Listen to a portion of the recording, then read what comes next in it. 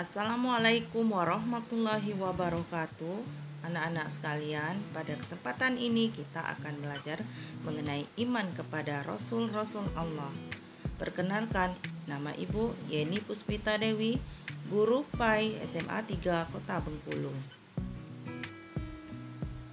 Pengertian iman kepada Nabi dan Rasul adalah mempercayai dan meyakini bahwa Allah telah mengutus Nabi dan Rasulnya yang diberikan wahyu dari Allah dan membawa risalahnya untuk umat manusia. Pengertian Nabi dan Rasul, Nabi adalah lelaki pilihan Allah yang diberikan wahyu untuk dirinya saja tanpa disuruh menyampaikan kepada orang lain. Sedangkan Rasul adalah lelaki pilihan Allah yang diberikan wahyu untuk dirinya dan disuruh untuk menyampaikan kepada orang lain.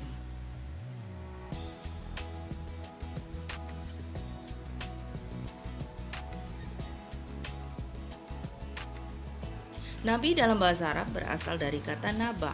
Dinamakan nabi karena mereka adalah orang yang menceritakan suatu berita dan mereka adalah orang yang diberitahu beritanya lewat wahyu. Sedangkan rasul secara bahasa berasal dari kata irsal yang bermakna membimbing atau memberi arahan.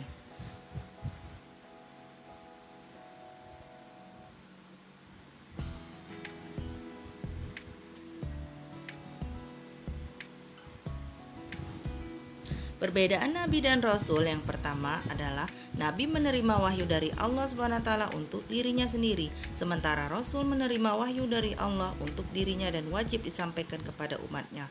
Yang kedua, Nabi diutus kepada kaum yang sudah beriman, sementara Rasul diutus kepada kaum yang belum beriman.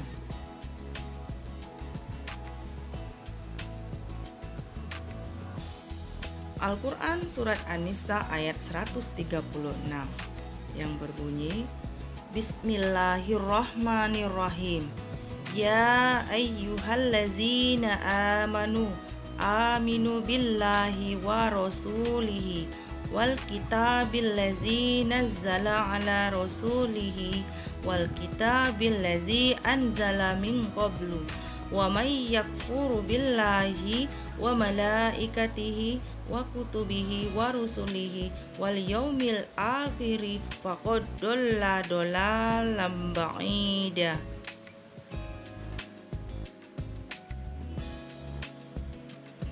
Artinya, wahai orang-orang yang beriman, tetaplah beriman kepada Allah Subhanahu wa taala dan Rasulnya dan kepada kitab Allah Subhanahu wa taala turunkan kepada Rasulnya serta kitab yang Allah turunkan sebelumnya. Barang siapa yang kafir kepada Allah, malaikat-malaikatnya, kitab-kitabnya, rasul-rasulnya dan hari kemudian, maka sesungguhnya orang itu telah sesat sejauh-jauhnya.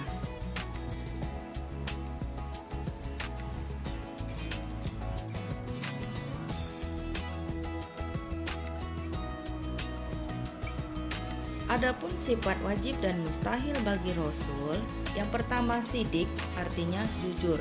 Lawan dari sidik yaitu kadzib, artinya bohong. Kemudian yang kedua, amanah, artinya dapat dipercaya. Lawan dari amanah atau sifat mustahilnya adalah khianat, artinya tidak dapat dipercaya. Yang ketiga, tabligh.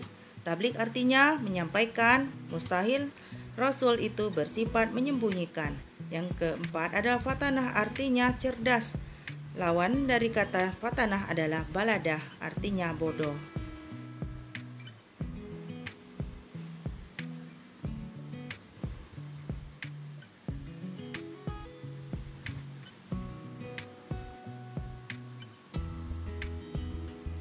Berapa jumlah nabi dan rasul? Jumlah nabi itu ada 124.000 nabi. Sedangkan jumlah rasul adalah 315 rasul. Dalam riwayat Abu Umamah bahwa Abu Dzar radhiyallahu anhu bertanya kepada Nabi, berapa jumlah persis para nabi? Beliau menjawab, jumlah para nabi 124.000 orang, 315 di antara mereka adalah rasul. Banyak sekali ya. Perhatikan piramid berikut. Jumlah nabi 124.000, rasul 313, yang wajib diketahui 25 dan diantaranya ada 5 ulul azmi.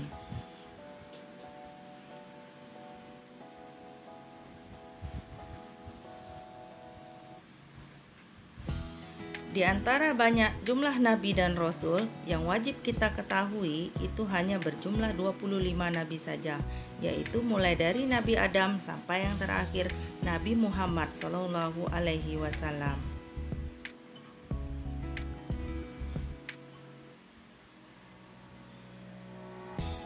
Ulul Azmi. Ulul Azmi adalah gelar yang diberikan kepada para rasul pembawa syariat yang dalam menjalankan tugasnya senantiasa sabar dan teguh hati dalam menghadapi cobaan. Nabi yang mendapat gelar Ulul Azmi ada 5, yaitu 1 Nabi Nuh alaihissalam, 2 Nabi Ibrahim alaihissalam, 3 Nabi Musa alaihissalam, 4 Nabi Isa alaihissalam, dan yang kelima adalah Nabi Muhammad SAW.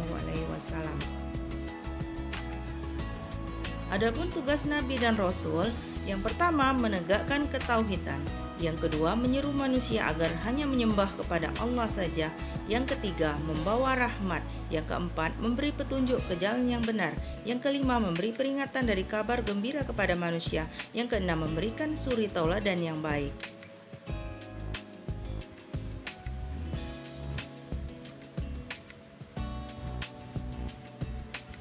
Nah, sedangkan hikmah beriman kepada Rasul Allah yang pertama makin menyempurnakan imannya, yang kedua terdorong untuk menjadikan contoh dalam hidupnya, dan yang ketiga terdorong untuk melakukan perilaku sosial yang baik.